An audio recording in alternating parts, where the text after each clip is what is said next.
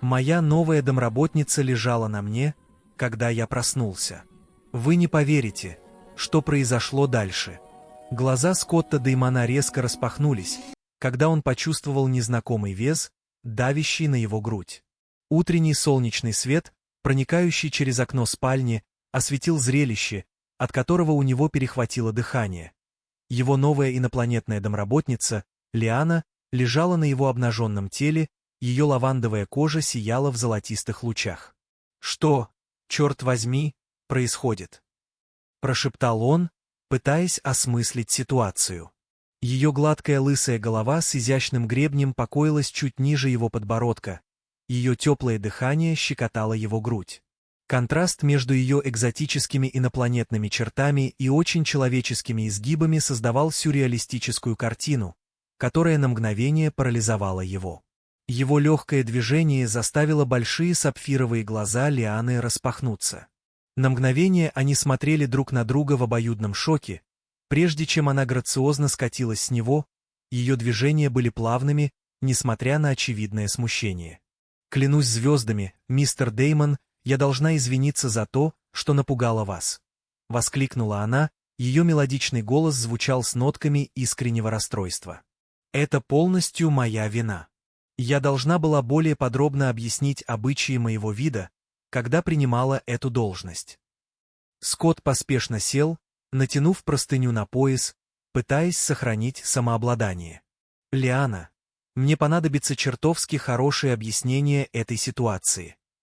Она присела на край кровати, кажется, не замечая своей наготы. «Видите ли, мой народ, теория, спит вместе. Мы делимся теплом тела, чтобы экономить энергию. Это глубоко укоренилось в нашей биологии и культуре, и после выполнения своих вечерних обязанностей я заметила, как вы спите, и, мои инстинкты взяли верх». Она замолчала, ее гребень покраснел, приобретя более темный оттенок фиолетового. Я должна была понять, что люди могут воспринимать это по-другому. «Вы так думаете?» Скотт провел рукой по своим растрепанным каштановым волосам, пытаясь сосредоточить взгляд на ее лице, несмотря на неловкость ситуации. Он не мог не заметить, как утренний свет играл на ее экзотических чертах, подчеркивая тонкие узоры на ее гребне. «Должна признаться», — продолжила Лиана. В ее голосе промелькнула нотка озорства. «Люди выделяют впечатляющее количество тепла тела. Это довольно опьяняюще». Она немного сдвинулась, и Скотт все больше осознавал их состояние наготы. «Послушайте», — сказал он, пытаясь сохранить профессиональный тон, несмотря на обстоятельства. «Я ценю культурное объяснение, но на Земле подобная ситуация обычно подразумевает другие намерения».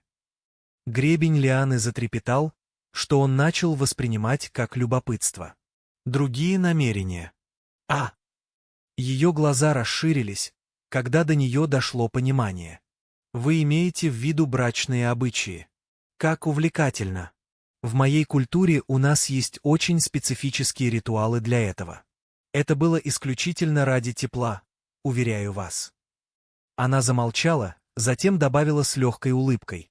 «Хотя, должна сказать, ваша физиологическая реакция предполагает, что люди могут объединять эти два понятия». Скотт почувствовал, как у него покраснело лицо. «Боже, Лиана, ты не можешь просто. Я имею в виду, нам нужно установить какие-то границы». «Конечно», — согласилась она, наконец, кажется, заметив свое состояние полуобнаженности. Она грациозно взяла свою униформу, аккуратно сложенную на стуле неподалеку. Хотя, должна признать, это был самый комфортный отдых, который у меня был с момента прибытия на Землю.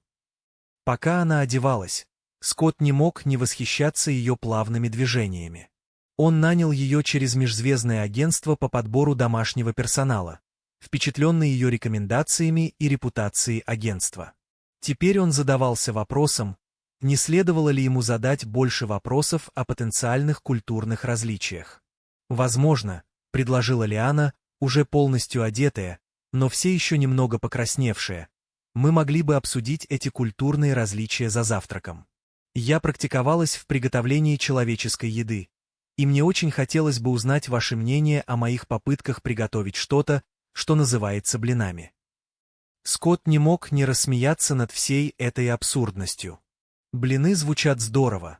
Но, может быть, сначала мы установим несколько правил. Правило номер 1. Одежда обязательно за пределами личных покоев.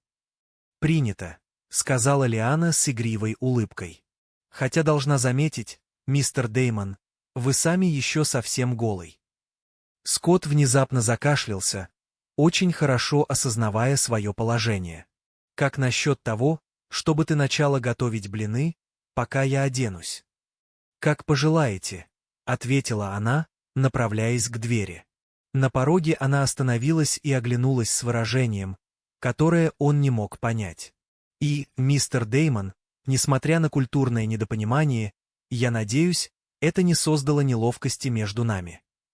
«Не более неловко, чем обнаружить, что моя инопланетная домработница использует меня в качестве подушки», — ответил Скотт с усмешкой. «И, пожалуйста, называй меня Скоттом. После этого утра, думаю, мы уже прошли стадию формальностей». Гребень Лианы затрепетал, что, казалось, было признаком удовольствия.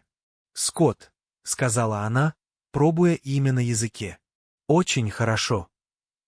Я должна предупредить вас, что представители моего вида устанавливают прочные эмоциональные связи посредством физической близости. Вы можете обнаружить, что я довольно сильно привяжусь к вам».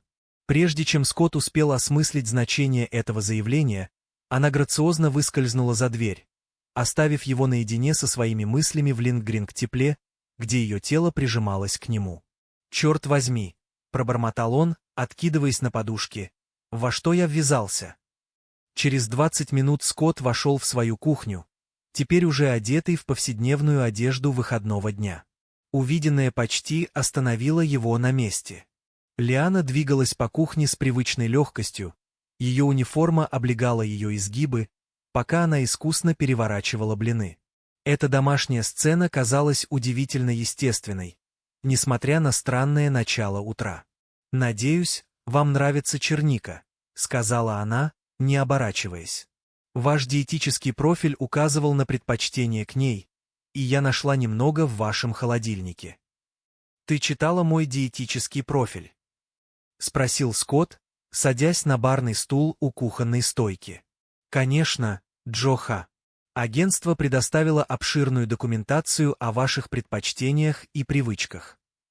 Она поставила перед ним тарелку с идеально золотистыми блинами, хотя они не упомянули о неприязни людей к совместному сну. «Вероятно, потому что большинство людей обычно не спят в одной постели с незнакомцами», — сказал Скотт, откусывая блин. Его глаза расширились от удивления. «Черт возьми, это потрясающе!» Гребень Лианы покраснел от удовольствия. «Я рада, что вам нравится. Я много изучала человеческую кухню, хотя должна признать, что мой интерес к человеческой культуре выходит далеко за рамки просто вашей еды». То, как она это сказала, заставило Скотта остановиться на полпути. Действительно. Она прислонилась к стойке, ее поразительные голубые глаза были прикованы к нему. «Например, я нахожу человеческие ритуалы ухаживания завораживающими. Сложный танец влечения, тонкие сигналы, нарастание напряжения». Она наклонила голову. «Я вас смущаю». «Не совсем смущаешь», — ответил Скотт, внезапно осознав, как утренний свет заставляет ее лавандовую кожу мерцать.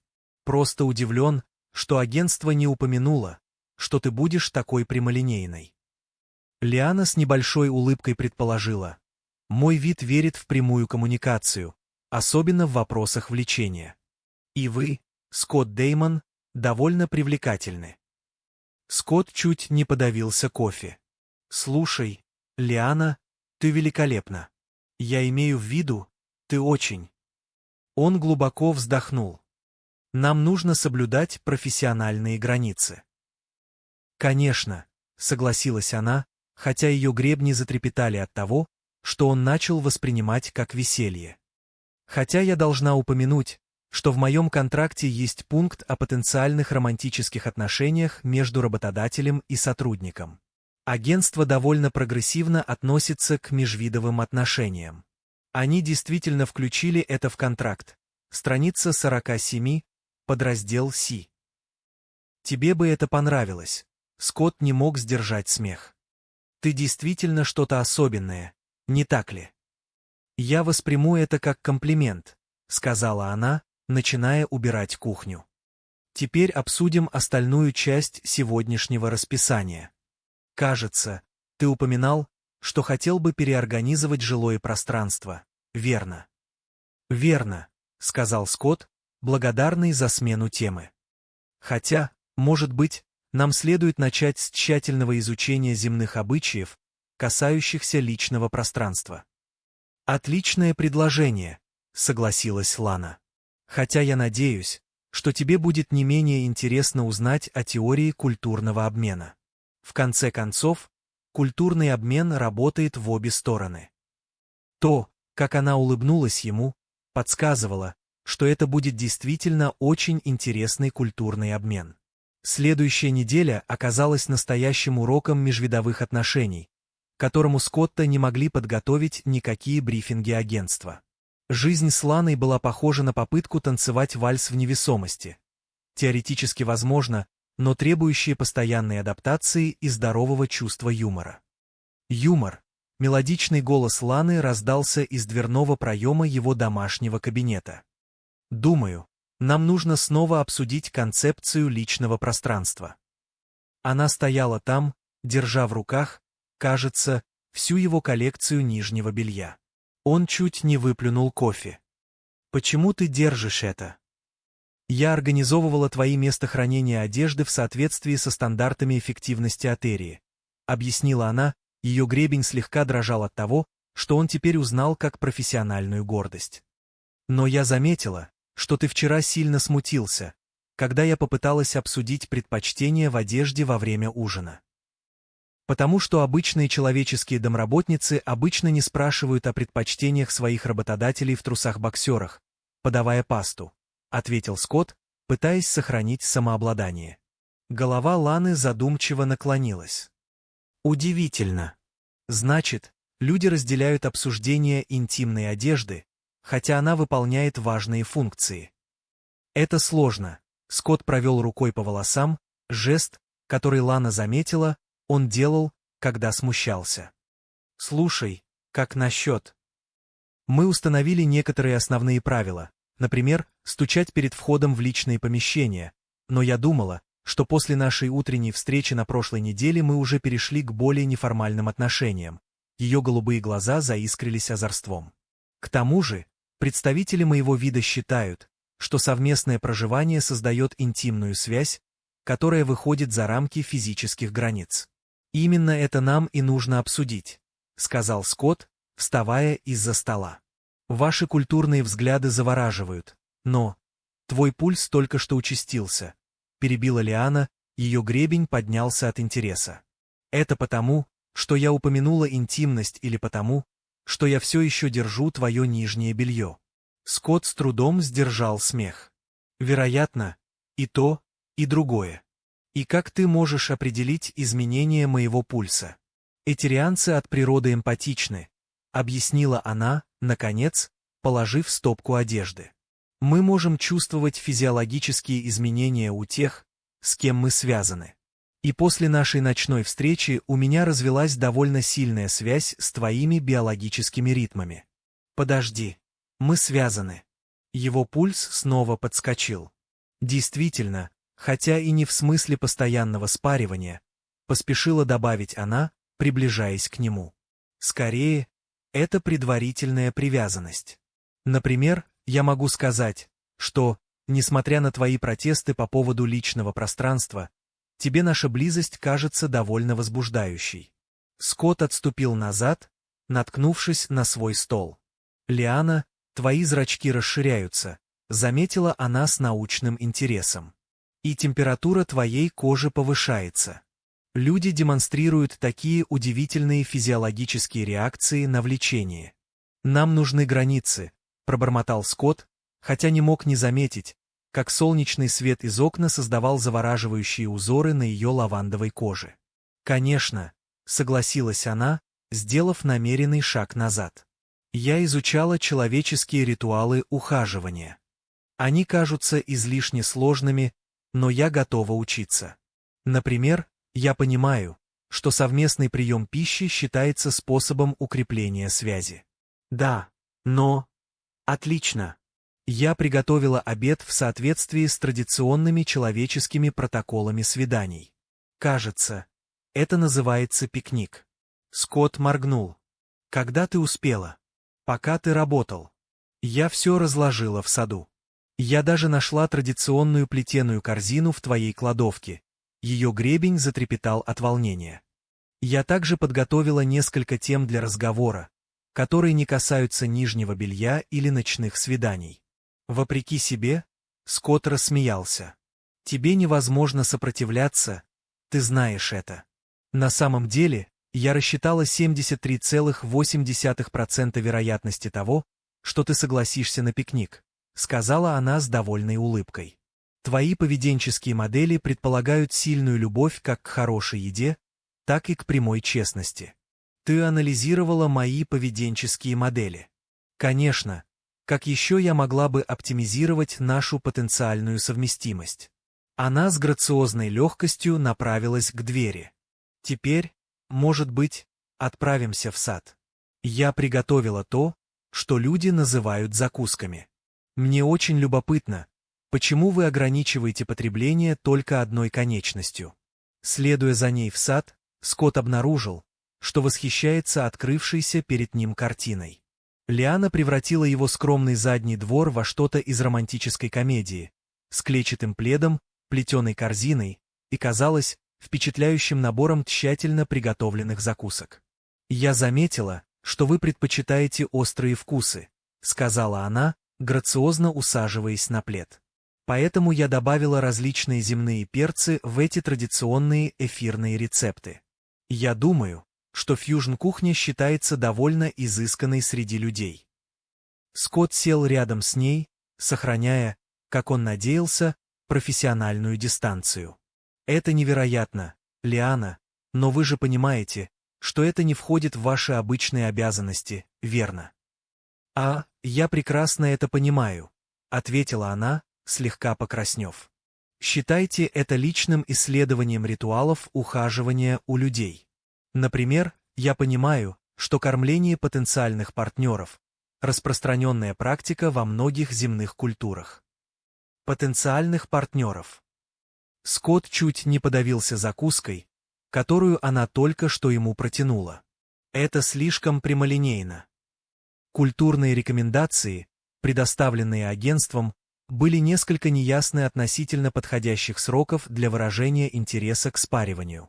Она наклонилась вперед, ее большие голубые глаза были полны решимости. «Хотя я должна сказать, ваши физиологические реакции предполагают взаимное влечение». «Все не так просто», — начал Скотт, хотя чувствовал, как его решимость ослабевает, когда она грациозно налила 2 бокала вина. «Есть профессиональные соображения, культурные различия. Все это увлекательные задачи, которые нужно преодолеть», — весело согласилась Лиана. «Вы знали, что отношения у эфирных существ обычно начинаются с периода взаимного служения. Мы считаем, что забота о потребностях другого человека создает самые прочные связи. Поэтому вы были такой тщательной домохозяйкой». «Частично», — призналась она. «Хотя, должна признаться, наблюдать за вашей реакцией на мои домашние усилия было довольно забавно. У людей такие выразительные лица, особенно». Когда он обнаружил, что его одежда переложена в соответствии с инопланетными системами организации, Скотт не мог сдержать смеха. «Значит, ты намеренно меня провоцируешь, изучая мои реакции». Поправила она с игривой улыбкой. «Например, я заметила, что, несмотря на твои заявления о соблюдении профессиональных границ, ты наблюдаешь за мной, когда думаешь, что я не вижу». Скотт почувствовал, как его лицо покраснело. «Не нужно смущаться. Мне очень льстит твое внимание, а взаимное наблюдение – ключевой компонент ухаживания у отеров. Ее гребень затрепетал, что он начал понимать как проявление удовольствия.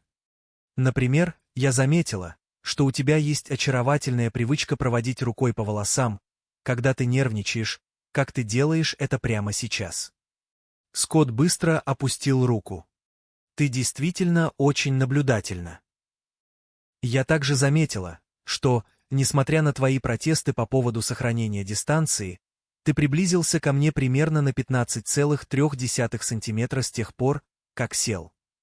Опустив взгляд, Скотт понял, что она права. Ты действительно все анализируешь, не так ли?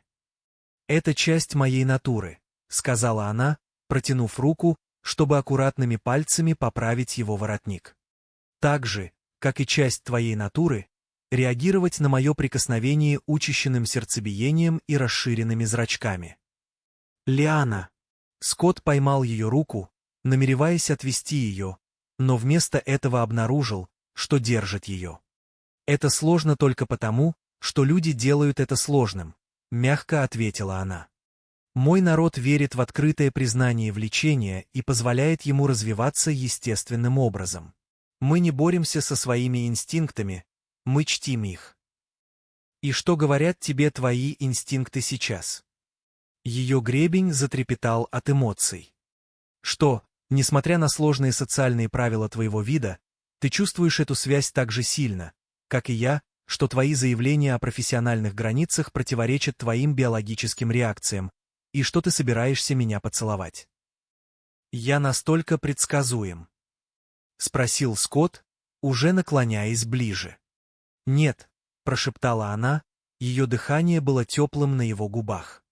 Ты удивительно, невероятно человечен, и именно поэтому ты так неотразим. Через 2 недели после их пикника в саду Скотт обнаружил себя участвующим в том, что Лиана называла ритуалом разделения сущности, который в основном заключался в том, что он сидел, скрестив ноги, на полу своей гостиной, пока она сжигала благоухающие инопланетные благовония и рисовала замысловатые узоры на его обнаженной груди мерцающей лавандовой пудрой. Так это традиционный ритуал ухаживания у отеров? Спросил он, стараясь оставаться неподвижным, пока ее нежные пальцы выводили сложные завитки на его коже. «Действительно», — ответила Лиана, ее гребни мягко светились в приглушенном свете. «Узоры символизируют переплетение жизненных сил у моего народа. Это считается глубоко интимным жестом». Ее голубые глаза встретились с его глазами с характерной прямотой. «Хотя, судя по вашему пульсу, вы находите это интимным и в других смыслах». Скотт прокашлялся.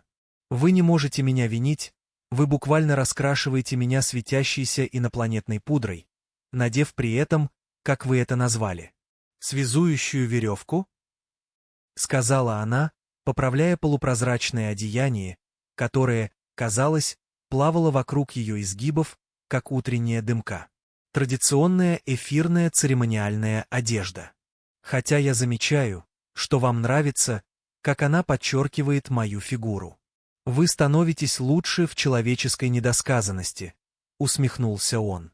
А вы становитесь лучше в эфирной прямолинейности, парировала она, наклоняясь ближе, чтобы добавить еще один узор.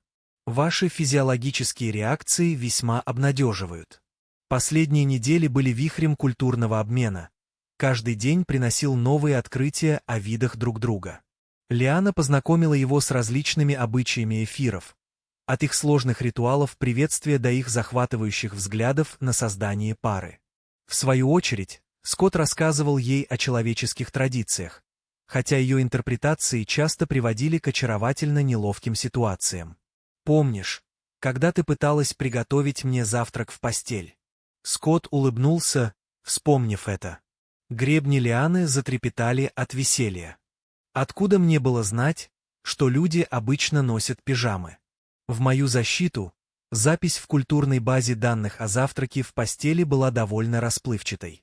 Я думаю, никакая база данных не могла бы подготовить меня к тому, чтобы найти тебя на моей кухне в одном только фартуке.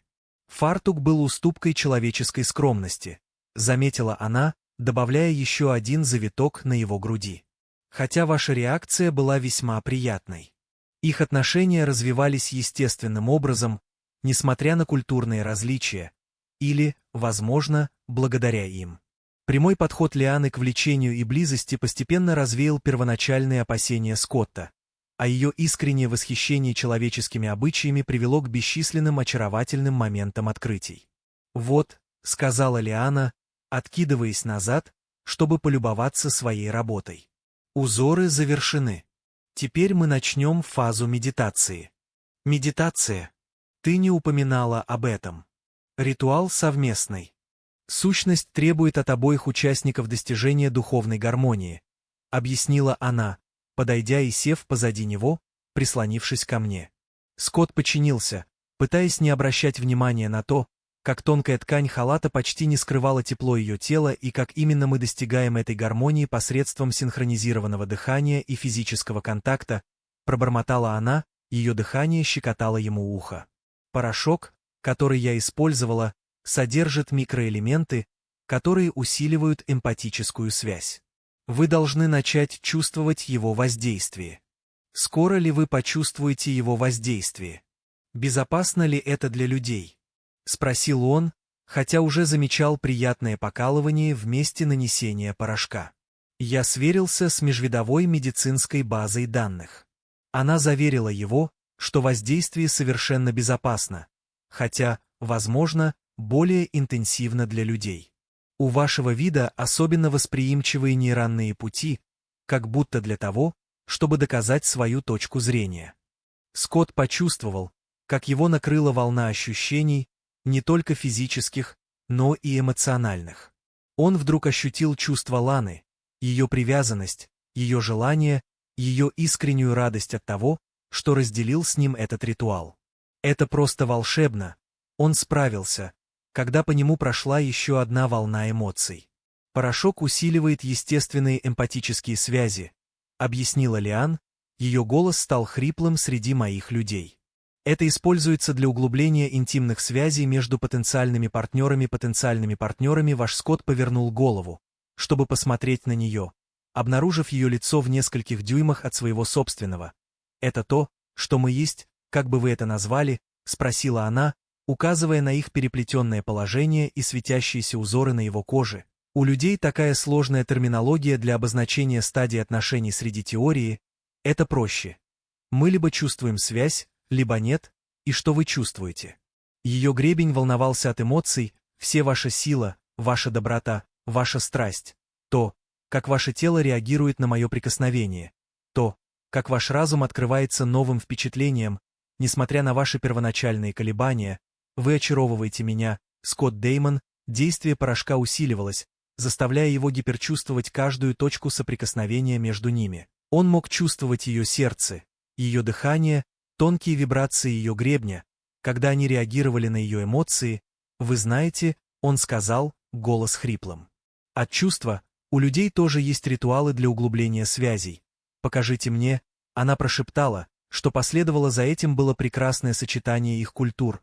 Человеческая страсть встречает теорию, грация в танце, древним как само время. Светящийся порошок создавал следы света, когда они сблизила их эмпатическую связь, сделав каждое прикосновение. Каждое ощущение экспоненциально более интенсивным позже, когда они лежали, запутавшись в простынях, на которых теперь были следы люминесцентной лавандовой пудры. Лиана снова нарисовала узоры на его груди, на этот раз только кончиками пальцев. «Я должна сообщить вам, что она сказала». Ее голос, несущий обычную смесь научной точности и интимной теплоты, что человеческая совместимость выходит за рамки в духовной сфере, мы на самом деле биологически совместимы таким образом, что это может привести к значительным изменениям в жизни. Скотт приподнялся на локте. «Ты говоришь то, что я думаю. Если ты думаешь, что я обсуждаю возможность успешного межвидового размножения, то да». Ее гребень затрепетал от того, что он теперь узнал как нервное возбуждение. Это редкость, но задокументировано. У агентства на самом деле довольно обширная документация по таким случаям. «Конечно, есть», — рассмеялся Скотт, притягивая ее ближе. Знаешь, когда я нанимал домработницу, я не ожидал ничего подобного. Жизнь редко оправдывает наши ожидания, мудро сказала она. Иногда она превосходит их самым чудесным образом. Скотт уставился на голографические медицинские показания, парящие над животом Ланы, его рот слегка приоткрылся. Доктор Атире, высокий, представительный мужчина со стально-серой кожей и сложным головным гребнем, кивнул с профессиональным удовлетворением.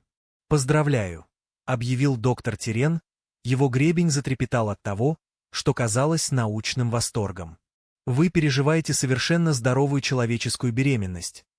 Учитывая ускоренный период беременности нашего вида, вы должны ожидать своего сына примерно через 6 земных недель».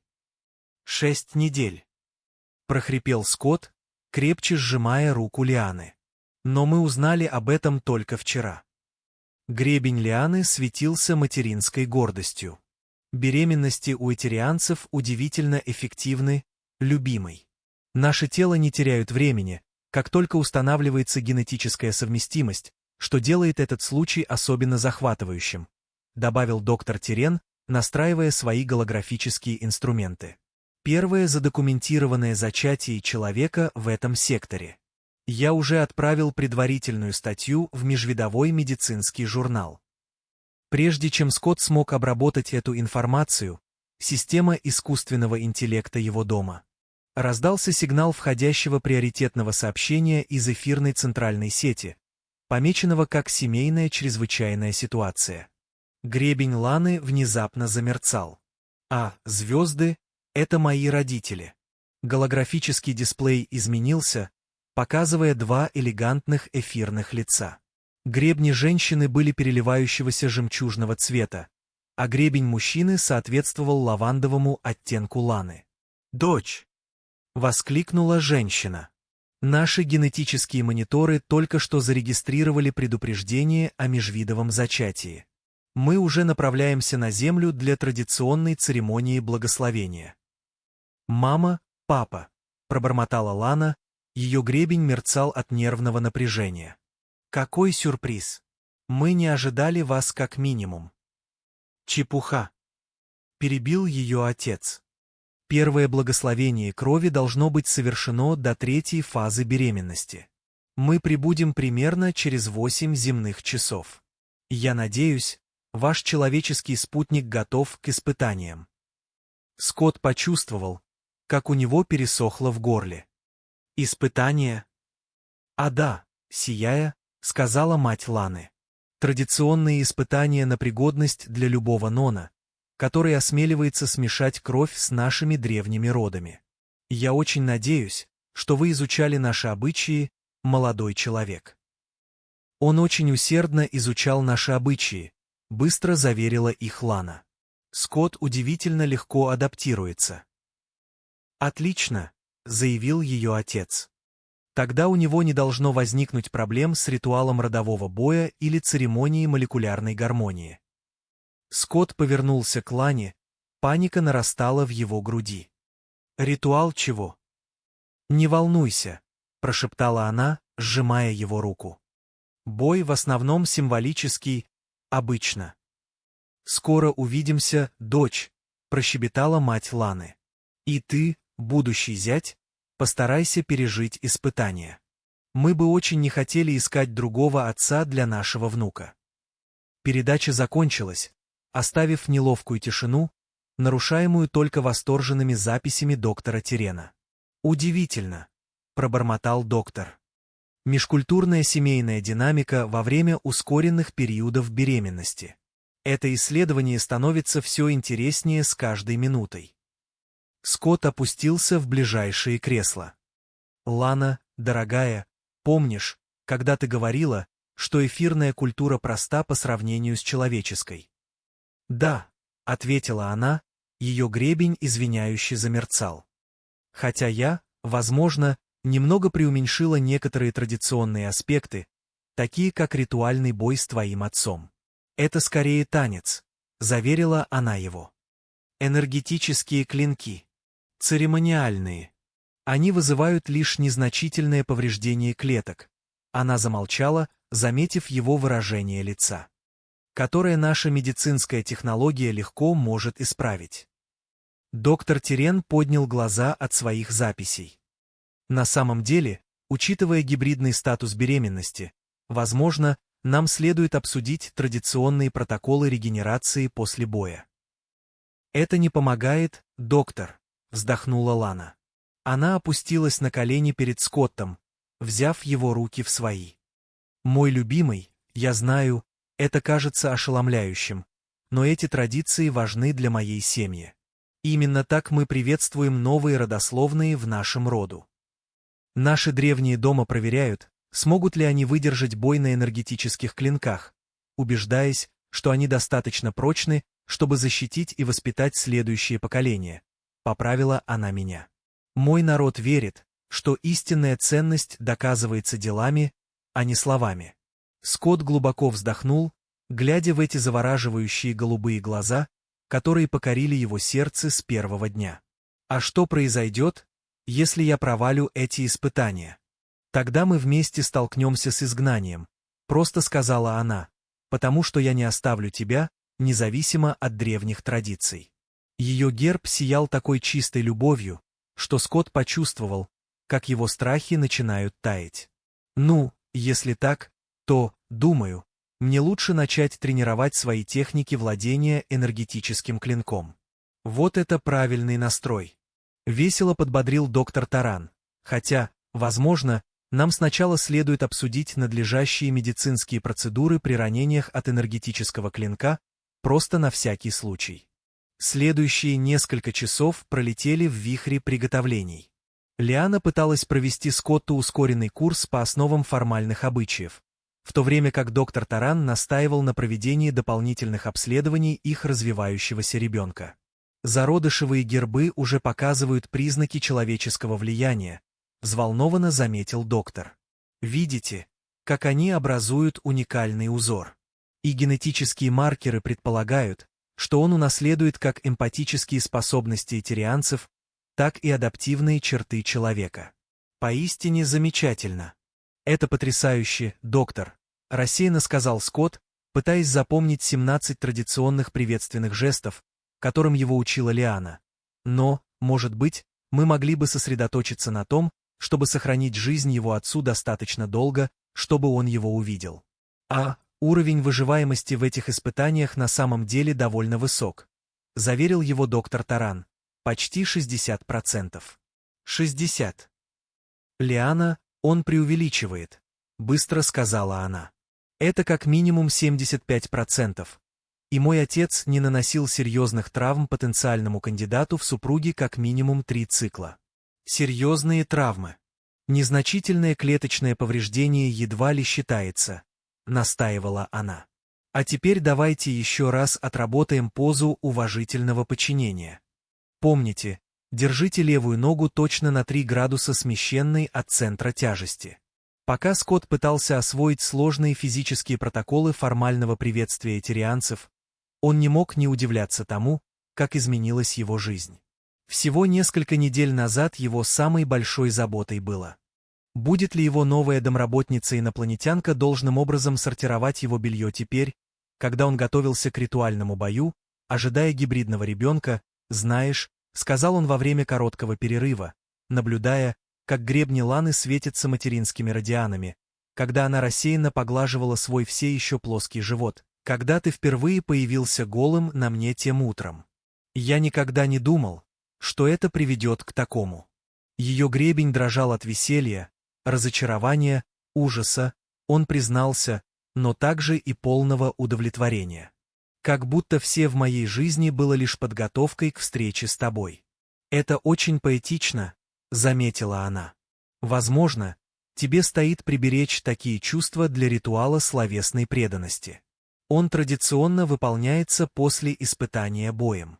Предполагается, что ты все еще в сознании. Не помогая, моя любовь. Прости», — она ухмыльнулась, совсем не выглядя сожалеющей. «Но твоя тревога на самом деле довольно мила. Твои феромоны приобретают эту пряную нотку, когда ты нервничаешь. Кстати, о феромонах. Доктор Тон прервал эти показания.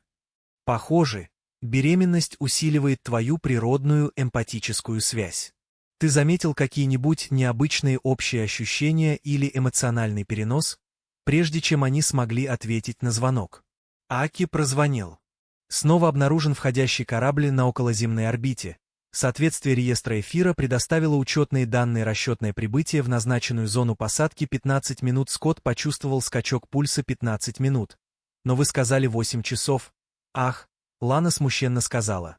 Я, возможно, забыла упомянуть, что другие корабли способны к временной компрессии во время чрезвычайных семейных ситуаций. Временная компрессия, вы имеете в виду путешествие во времени, скорее как выборочное ускорение в пространстве. Времени. Она объяснила, что это совершенно безопасно, хотя у людей это, как правило, вызывает легкую тошноту, как будто на в небе над их домом появился гладкий серебряный корабль, весь он мерцал хронометрической энергией. «Ну», — Скотт сказал, выпрямляя спину и беря Лану за руку, «думаю, пора познакомиться с родственниками. Помнишь», — прошептала она, сжимая его пальцы, «что бы ни случилось на испытаниях, я люблю тебя, наш сын любит тебя. Теперь мы семья, несмотря на древние традиции», говоря о семье. Услужливо добавил доктор Тион. Я должна упомянуть, что гормоны беременности эфира иногда могут вызывать неожиданные всплески энергии во время церемониального боя, что на самом деле не помогает врачу церемониального арена на борту судна «Теория» сияла биолюминесцентным светом, когда Скотт столкнулся с будущим тестом, высшим советником Тексом. Замысловатый герб трепетал от предвкушения. Когда он активировал свой церемониальный энергетический клинок, его фиолетовый свет отбрасывал эфирные тени. «Приготовьтесь. Земля-Солнце». Эф официально объявил о начале испытания родового боя. Скотт схватил свой клинок, пытаясь вспомнить, как Лана быстро обучалась на наблюдательной площадке. Он услышал ее. Мать леди Мера громко прошептала. «Его позиция совершенно неправильна. Уверены ли мы, что он достоин нашей родословной?» Мать Лиана запротестовала. Ее собственный СРС мерцал от эмоций, вызванных беременностью. «Помнишь, что случилось во время испытаний твоих друзей, что было по-другому?» Леди Мира понюхала. «Твой отец хотя бы знал правильное церемониальное приветствие». А боже, когда Скотт инстинктивно уклонился от первого удара Текса. Двигаясь с неожиданной милостью благодаря своей связи с Лианой через АИК, он мог чувствовать движение старейшины эфира до того, как они произошли. Интересно, что? Прокомментировал выполнение сложной последовательности ударов. Вы достаточно глубоко связаны, чтобы разделить ее чувство битвы, самое впечатляющее для человека. Ну, Скотт хмыкнул, соединив еще один удар, твоя дочь умеет удивлять людей, помнишь, как мы познакомились? Ах да, Текс усмехнулся, его клинок напевал в опасной близости от уха Скотта.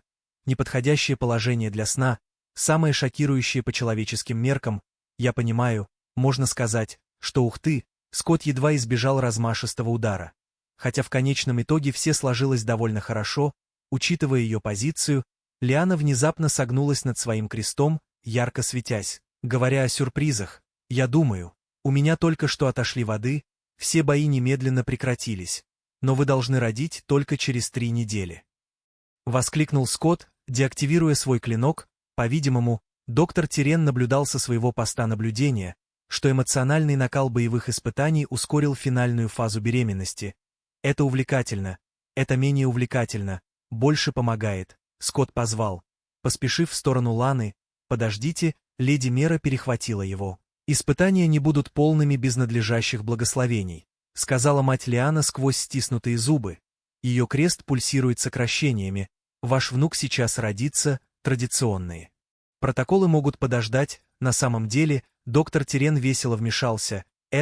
Есть один древний прецедент объединения ритуала рождения с боевыми испытаниями. Хотя это не было предпринято 7 веков назад, объясните быстро. Потребовал Ифекс, его отцовские инстинкты перевешивают церемониальные требования, ритуал единого творения, пояснил доктор. Где боевая энергия направляется на поддержку процесса родов, он требует идеальной синхронизации между всей семьей. Члены клана делают это, выдохнула Лиана, сжимая руку Скотта. Через их связь он почувствовал волну боли и решимости. То, что последовало за этим, не имело аналогов ни в человеческих, ни в эфирных медицинских текстах. Пока Лиана рожала, Скотт и ее родители образовали вокруг нее треугольник. Их энергетические клинки создавали матрицу света. Доктор Тирен руководил ими, направляя их объединенную энергию на поддержку процесса родов. «Замечательно!» — воскликнул доктор, наблюдая за многочисленными голографическими показаниями.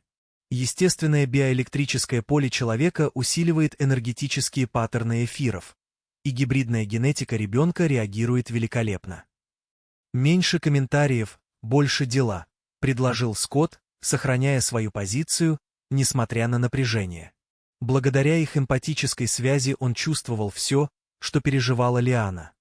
Ее боль, ее радость, ее решимость.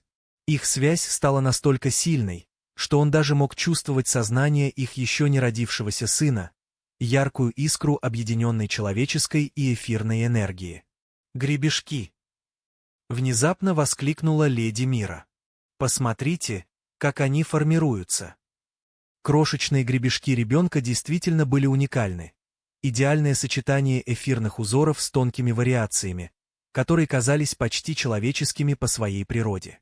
Когда приблизились последние мгновения, церемониальная энергетическая матрица пульсировала в гармонии с сокращениями Лианы. «Еще одно усилие», — подбодрил доктор Тирен. Объединенные энергии идеально синхронизированы. Вспышка биолюминесцентного света на мгновение ослепила всех в комнате, и их сын появился на свет. Его первый крик нес в себе как человеческую силу, так и эфирный резонанс. «Во имя древней звезды», — прошептал Эв, деактивируя свой клинок, чтобы подойти к новорожденному. «Он идеален». Кожа младенца была бледно-слоновой кости с нежными лавандовыми оттенками. Его крошечные гребешки уже показывали признаки характеристик обоих видов. Но именно его глаза привлекли всеобщее внимание. Человеческой формы, но с интенсивным синим цветом расы его матери. «Молодец, сын Земли», — сказал Эв формально, положив руку на плечо Скотта. «И ты доказал свою достойность не только в бою, но и своей преданностью моей дочери и внуку. Значит ли это, что мы можем пропустить оставшиеся испытания?» С надеждой спросил Скотт, держа на руках сына и поддерживая измученную, но сияющую Лиану. «Пропустить их?» Леди Мира выглядела возмущенной. «Конечно, нет. Но мы можем адаптировать их, чтобы включить в них малыша. В конце концов, он первый из новой родословной». «Идеальное сочетание двух миров», — прошептала Лиана, касаясь крошечных гребешков сына. «Совсем как его отец». «Кстати, о сочетании миров», — прервал доктор Тирен, все еще снимая показания. «Эти генетические комбинации революционны. То, как его человеческая ДНК идеально интегрировалась с эфирными чертами. Мы можем стать свидетелями совершенно новой главы в межвидовых отношениях». «Доктор», — твердо сказал Скотт, — «может ли научный анализ подождать?» «Конечно, у нас здесь семейный момент, но я должна упомянуть, что его уникальная генетическая структура может повлиять на традиционные церемонии наречения имени. На самом деле, тихо сказала Лианна, я думала, мы могли бы назвать его Александром. Это означает «защитник человечества» на древних языках Земли. Александр Скотт произнес это имя, чувствуя, как сознание его сына откликается через их семейную связь. «Это идеально сильное имя», — согласился Терекс. «И хотя ему понадобится еще и эфирное имя для официальных случаев, и нам еще предстоит завершить ритуал гармонии Мулара», — добавила леди Мера, «и церемония генетического признания. И, возможно, дипломатично предложила Лианна, мы могли бы сначала немного отдохнуть. Некоторые из нас только что родили». Глядя на свою новую семью, свою прекрасную инопланетную жену, своего чудесного сына-гибрида и своих довольно внушительных, но доброжелательных родственников, Скотт не мог не рассмеяться над всей абсурдностью ситуации. «Что-то забавное, сын Земли?» — спросил Терекс. Просто думаю о том, как все это началось, объяснил Скотт, с инопланетной домработницы, которая не понимала человеческих обычаев сна, и теперь посмотрите на нас. Мы буквально творим историю. Действительно, с энтузиазмом согласился доктор Тиран, первая задокументированная человеческая инопланетная семейная ячейка. Одни только научные статьи. «Доктор!» — хором сказали все. «Не сейчас.